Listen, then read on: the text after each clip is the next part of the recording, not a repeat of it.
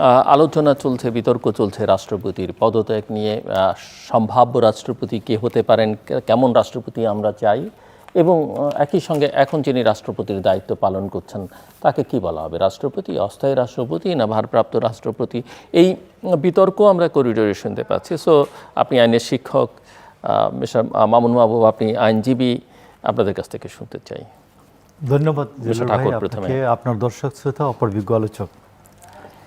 দেখুন, যে আমাদের সামনে অনেকগুলি ইনস্ট্যান্স আছে, দৃষ্টান্ত আছে, যে জেনারেল এরশাদের পদত্যাগের পরে, আমি এর আগের পোর্শনটা নাই বলে আগের পোর্শনটা বলি, যে তখন রানিং মেট ভাইস প্রেসিডেন্ট ছিলেন জেনারেল এরশাদের সময় মওদুদ আহমেদ।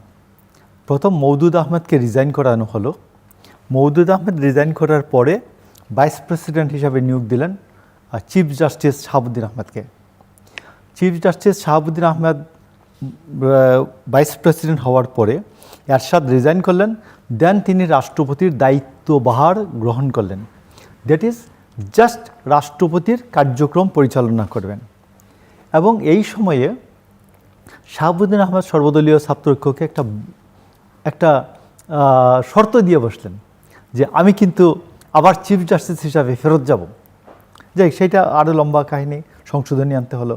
তো ওই সময়ের শাহাবুদ্দিন আহমেদ আমি মনে করি রাষ্ট্রপতির দায়িত্ব অত্যন্ত দৃঢ়তার সাথে, ইন্টিগ্রিটির সাথে, সম্মানের সাথে উনি পালন করেছেন। এবং তার নামটি হলো অস্থায়ী রাষ্ট্রপতি শাহাবুদ্দিন আহমেদ। আপনি দেখবেন যে ইয়াজউদ্দিন আহমেদ একটা দীর্ঘকালীন ছুটি কাটিয়েছিলেন তার অসুস্থতাজনিত কারণে, চিকিৎসার জন্য। সেই সময়ে জমিরুদ্দিন সরকার তিনি রাষ্ট্রপতির দায়িত্ব পালন করেন। তাকে অস্থায়ী রাষ্ট্রপতি এবং ভারপ্রাপ্ত রাষ্ট্রপতি কিছুই বলা হয়নি, রাষ্ট্রপতিও বলা হয়নি। বলা হতো যে রাষ্ট্রপতির দায়িত্বেরত। তো এবার নতুন করে আমরা তো দেখলাম মিস্টার সরকার মারা যাবার পরে সংসদে যে আলোচনা হয়েছে, সেখানে অনেকেই তাকে অস্থায়ী রাষ্ট্রপতি হিসেবে উল্লেখ করেছেন। এবং আমি আপনাকে বলি যে জমিরুদ্দিন সরকারের অস্থায়ী রাষ্ট্রপতি বলা হয়, মাধ্যমগুলো সেটাই করেছে। তো সেই ক্ষেত্রে আমি বলবো যে আপনাদের চিফ জাস্টিস যখন থাকেন না, তখন দীর্ঘ ছুটিতে যান বা একজন দায়িত্বে থাকেন, তখন তাকে কি বলা হয় আপনার কাছ থেকে জানবো। বাট আমি বলি যে এই প্রশ্নটা উঠবে কেন? বঙ্গভবনের অফিস থেকে বিভিন্ন সংবাদ মাধ্যমকে বলা হচ্ছে যে আপনারা রাষ্ট্রপতি লিখবেন। তো যখন বিভিন্ন সংবাদ মাধ্যম বা বিভিন্ন গণমাধ্যম তারা বলছেন যে এটা তো আরেকজন, ইনি তো রাষ্ট্রপতি ইলেক্টেড হন নাই, তো রাষ্ট্রপতি আমরা বলবো কিভাবে?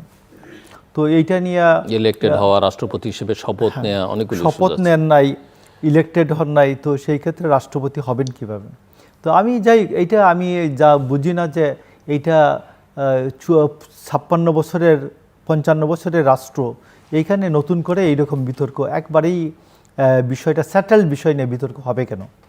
এটা এক রকম বিএসএস একরকম দিচ্ছে, তারপরে আবার বিভিন্ন সরকারি গণমাধ্যম যেগুলো পিআইডি আছে, আদার্স যারা আছে তারা ভারপ্রাপ্ত বলছেন। এবং ভারপ্রাপ্ত শব্দটি আমাদের দৃষ্টান্তের মধ্যেও নাই, কনভেনশনের মধ্যেও নাই, এবং সংবিধানের মধ্যেও নাই। তো এইটা নিয়ে আমার মনে হয় একটা সেটেলমেন্ট হয়ে যাবে হয়তো। এটা সেটেলমেন্ট যারা আমাদের আইনজ্ঞ আছেন তারা কিভাবে বলেন, এইটা আমি মনে করি। এমনিতে রাষ্ট্রপতির এই পদত্যাগকে নিয়েও নানানজন নানান কথা বলছেন, এবং আমি পরবর্তী নির্বাচিত রাষ্ট্রপতি বা আপনার দল কাকে নির্বাচন করবে সেগুলো নিয়েও নানা রকমের আলোচনা আছে। আমাকে একজন একটা বক্তৃতা রবীন্দ্রনাথ ঠাকুরের একটা জন্মবার্ষিকী আমরা পালন করছিলাম। তো আমাদের একজন বক্তা রবীন্দ্রনাথ ঠাকুরের বিরুদ্ধে বললেন। তো আমার স্টেজে আরেকজন বিশেষ অতিথি তিনি আমাকে ডেকে বললেন, আমি অনুষ্ঠানটা উপস্থাপনা করছিলাম, তো আমাকে বললেন যে একজন মানুষের অনুষ্ঠান তুমি আয়োজন করলে কেন, আর আয়োজন করে তুমি তার বিপক্ষে বলছো কেন? তার অনেক পজিটিভ অর্জন নাই, অর্জনটা বলো। তো আমি মনে করি যে শাহাবুদ্দিন আহমেদের লোফলসের মধ্যে উনি ইলেক্ট রাষ্ট্রপতি হওয়ার পরে উনি একটা গল্প বলেছেন, প্রধানমন্ত্রীকে তিনি কদমবুচি করতেন। এটা না বললে ভালো হতো, ওয়ান। আর বাকি যেগুলো আছে, উনি 5ই আগস্ট থেকে 2024-এর 5ই আগস্টে উনি ট্রিমেন্ডাস দায়িত্ব পালন করেছেন দারুণভাবে। সকল রাজনৈতিক দলের নেতা, 3 বাহিনীর প্রধান, এদেরকে সহজে রাষ্ট্রপতি হিসাবে যে তার যে ধরুন সবাইকে ম্যানেজ করা, সবার মধ্যে রিলেট করা তার সবার কাজকে, এটাকে দারুণভাবে তিনি করেছেন।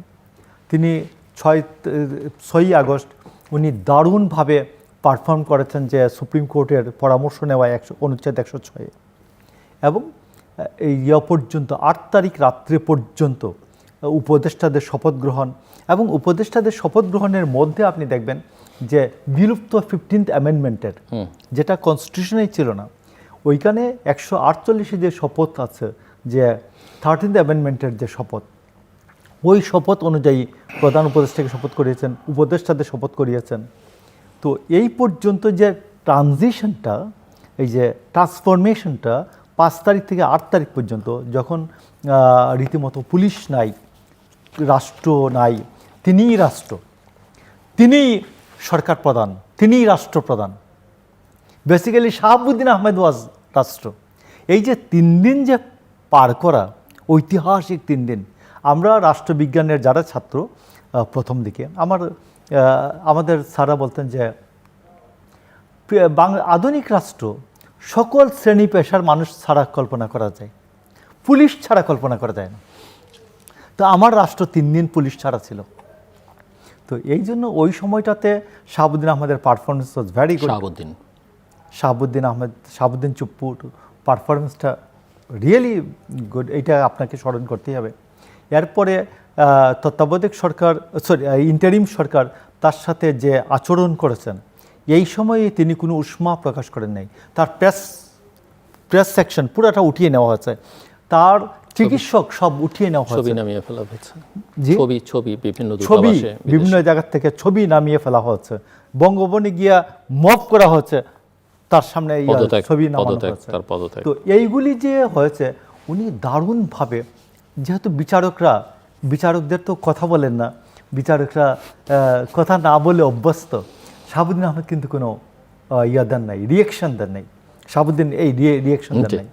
তো এই জন্য আমি মনে করি যে তার যে ভালো দিকগুলি, এবার গভর্নমেন্ট 133টা দিয়েছে, অধ্যাদেশ দিয়েছে, উনি ইচ্ছা করলেই 5টা 10টা ফেরত দিতে পারতেন, না এটা ফেরত, এটা ফেরত, এটা পরের গভর্নমেন্ট দেখবে, এটাও করেন নাই।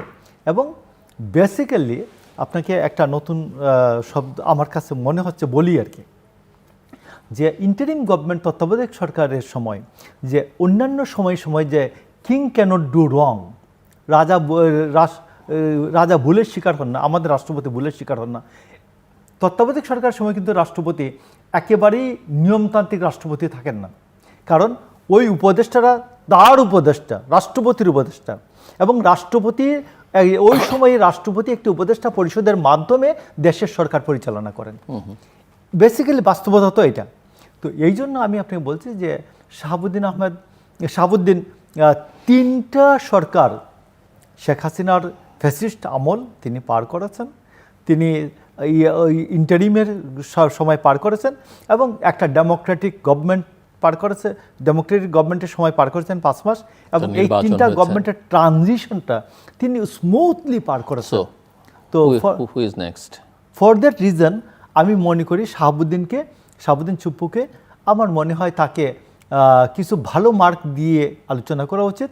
তার ফ্যাসিস্ট আমলের নিয়োগটা, তার যে দুর্বলতা, এবং ফ্যাসিস্ট আমলে যে এই গল্প বলা ইলেক্ট রাষ্ট্রপতি হওয়ার পরে এটাকে মার্জনা করে দেওয়া যায়।